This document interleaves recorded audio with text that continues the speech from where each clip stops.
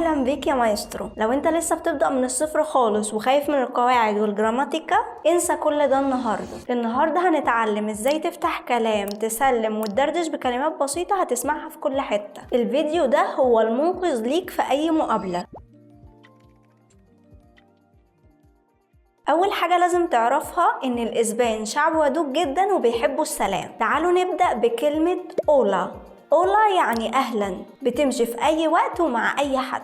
بوينوس دياس صباح الخير. بوينوس دياس. بوينوس دياس. بويناس تاردس يعني مساء الخير، بتتقال بعد الظهر. بويناس تاردس. بويناس نوتشيس. بويناس نوتشيس يعني تصبح على خير أو مساء الخير بالليل. بويناس نوتشيس. طب وازاي تسأل عامل ايه؟ لو عايز تسأل حد عن أحواله عندك طريقتين سهلين جدا. كي تال يعني ايه الأخبار، ودي بتبقى عامية شوية.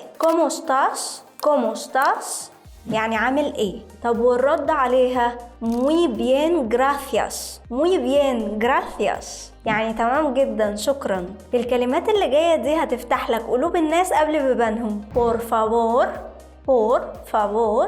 por favor يعني من فضلك. gracias يعني شكرا. de nada يعني العفو. طب وايه كمان؟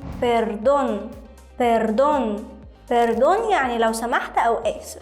لما تيجي تمشي وتودع حد مش بس بنقول مع السلامة adiós يعني مع السلامة، طب بنقول ايه كمان؟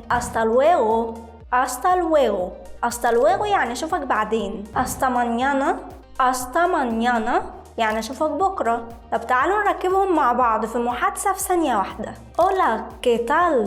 hola qué tal muy bien y tú. muy bien gracias. hasta luego. شفتوا؟ انت كده عملت اول محادثة اسبانية في حياتك.